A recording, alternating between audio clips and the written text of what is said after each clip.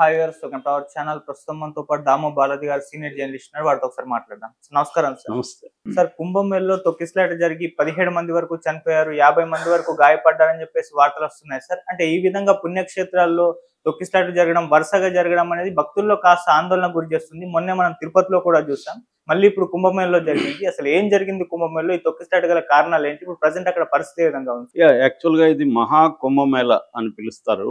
ఎందుకంటే కుంభమేళ అంటే 12 ఏళ్ళకి ఒకసారి వచ్చేది, అర్ధ కుంభమేళ అంటే 6 ఏళ్ళకి ఒకసారి వస్తుంది. మహా కుంభమేళ అంటే 12 కుంభమేళ సర్కిల్స్, మండలాలు వస్తాయన్నమాట. 12 × 12 144 ఏళ్ళకి ఒకసారి వచ్చేది మహాకుంభమేళ. సో ఈ మహాకుంభమేళలో ప్రధానంగా ఏంటంటే పవిత్ర స్థానాలు, అంటే దాన్ని అమృత స్నానం అని పిలుస్తారు. అమృత స్నానాలు అనేవి దాదాపు 6 డేట్లలో జరుగుతాయన్నమాట. ఇది ఫస్ట్ జనవరి 13, తర్వాత 14, తర్వాత 29, ఇప్పుడు నిన్న జరిగిన ఇది ఈ అమృత స్థాన్ సందర్భంగా తొక్కిసలాట. ఇది కాకుండా నెక్స్ట్ ఫిబ్రవరి 3, ఫిబ్రవరి 12, ఫిబ్రవరి 26 ఈ డేట్లలో జరుగుతాయన్నమాట. అందుకని ఈ తారీఖుల్లో మాత్రమే కోట్ల మంది స్నానాలు చేయడానికి వస్తారు. అదేంటంటే ఆ ఘాటు దాదాపు 12 కిలోమీటర్ల పొడవు పెంచారు. యాక్చువల్గా లాస్ట్ 2019లో 8 కిలోమీటర్స్ ఉంటే ఇప్పుడు 12 కిలోమీటర్ల ఘాట్ చేశారు. ఇది బేసిక్గా ఏంటంటే ఈ మహాకుంభమేళ 4 ప్లేసుల్లో జరుగుతుంది. హరిద్వారు, ఉజ్జయిను, తర్వాత నాసిక్, ప్రయాగ్రాజ్.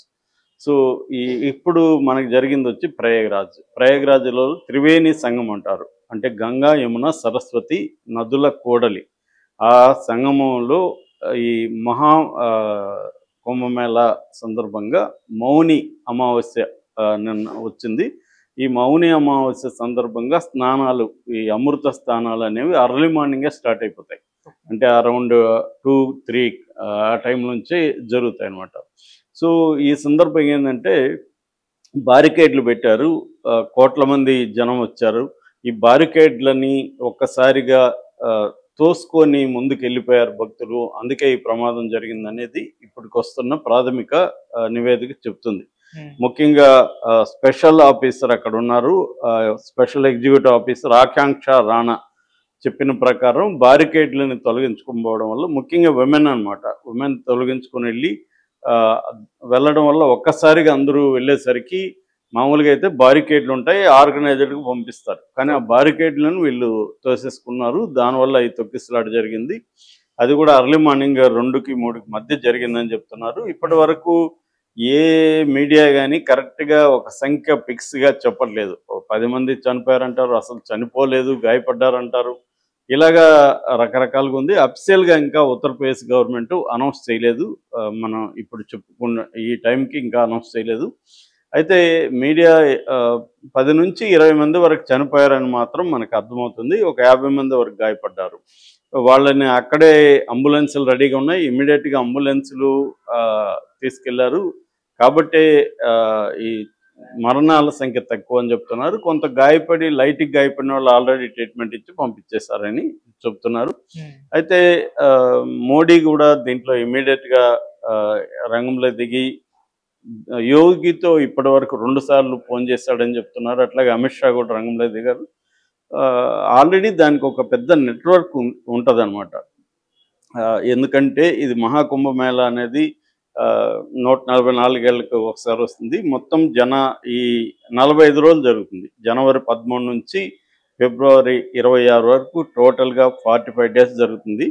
సో ఈ 45 డేస్లో దాదాపు 40 కోట్ల మంది మొత్తం భక్తులు ప్రపంచవ్యాప్తంగా అనేక దేశాల నుంచి, మన దేశంలో అనేక రాష్ట్రాల నుంచి కూడా 40 కోట్ల మంది భక్తులు వస్తారని అంచనా వేసి దానికి తగిన ఏర్పాట్లు కూడా ప్రభుత్వాలు చేశాయన్నమాట.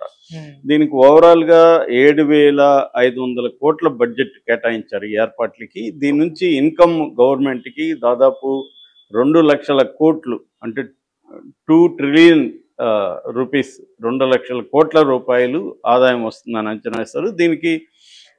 దీనికోసం ప్రత్యేక ఏర్పాట్లు కూడా చేశారు. ఈ చుట్టుపక్కల ఒక గంగా ప్రహరీ అనే పేరుతో వాల్స్ దాదాపు 83 చోట్ల ప్రాజెక్టులు వాల్స్ కట్టడం, ఇతర ప్రాజెక్టులు కట్టడం చేశారు. దీనికి 1428 కోట్లు ఖర్చు పెట్టారు.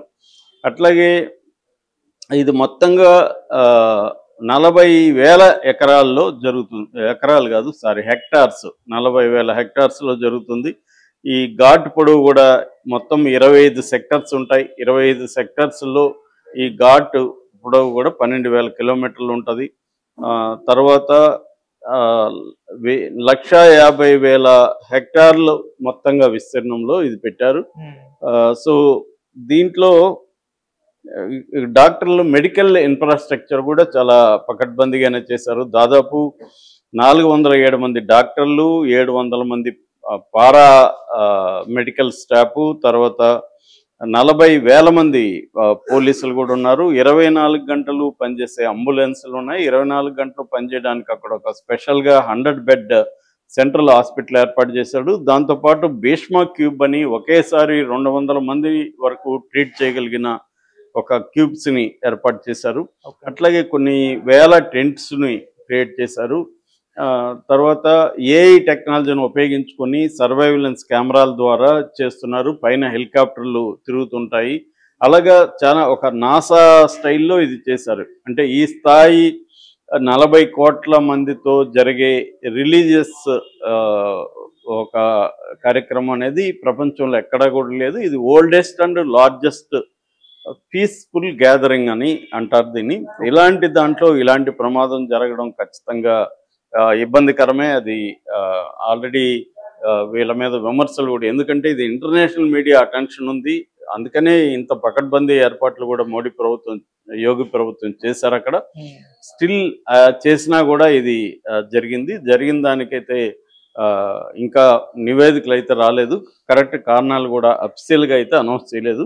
అక్కడున్న మీడియా, అక్కడ గ్రౌండ్ రిపోర్ట్లో చేసిన అనేక మీడియా రిపోర్ట్స్ నేను చూశాను మార్నింగ్ నుంచి. ఆ మీడియా రిపోర్ట్స్ ఏం చెప్తున్నారంటే ఈ బ్యారికేడ్లను తోసుకోవడం వల్ల వచ్చారని చెప్తున్నారు. ఆల్రెడీ ఇది పొలిటికల్గా కూడా ఇదైంది. ఎస్పీ సమాజ్వాదీ పార్టీ స్టేట్మెంట్ ఇచ్చారు, ఇది మిస్మేనేజ్మెంట్ వల్లే జరిగిందని. అట్లాగే ఆపు కూడా యోగి ఢిల్లీకి వచ్చి ఇక్కడ రాజకీయాలు చేసే బదులు అక్కడ ఫోకస్ చేసి అక్కడ కోఆర్డినేట్ చేసుకుంటే బెటరు అనేది వాళ్ళు కూడా చెప్పారు. ఎందుకంటే యోగి ఢిల్లీ ఎన్నికల సందర్భంగా అక్కడికి వెళ్ళి క్యాంపెయిన్ చేస్తున్నాడు అనేది అక్కడ ఆపు కూడా విమర్శించింది. వాళ్ళు ప్రధానంగా చెప్తున్నది ఏమంటే వివిఐపీలకి, తమ బంధువులకి విపరీతంగా బీజేపీ వాళ్ళు పాసులు ఇచ్చేస్తున్నారు. అందువల్ల కామన్ పీపుల్లో ఒక అసహనం పెరిగిపోతుంది. వాళ్ళు వెయిట్ చేసి గంటలు వెయిట్ చేసి వాళ్ళకి టైం దొరకకుండా ఈ వివిఐపి కల్చర్ వల్లనే జరిగిందనేది ప్రధానంగా విమర్శ. ఇది ఒక ప్రాబ్లం మన దేశంలో. ఏంటంటే భక్తి ఉన్న చోటంతా కూడా వివిఐపీలు రంగంలో దిగుతారు.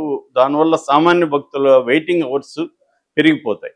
సో అదొక మేజర్ కారణం. ఎన్ని కథలు చెప్పినా, ఏ గవర్నమెంట్లు వచ్చినా ఈ విషయంలో బేసిక్గా తేడా కనబడటం లేదు. మన తిరుమల సందర్భం కూడా ఇదే చర్చ మనకి కనబడుతుంది. ఈ వివిఐపీలు కల్చర్ వల్లనే అది జరుగుతుందని.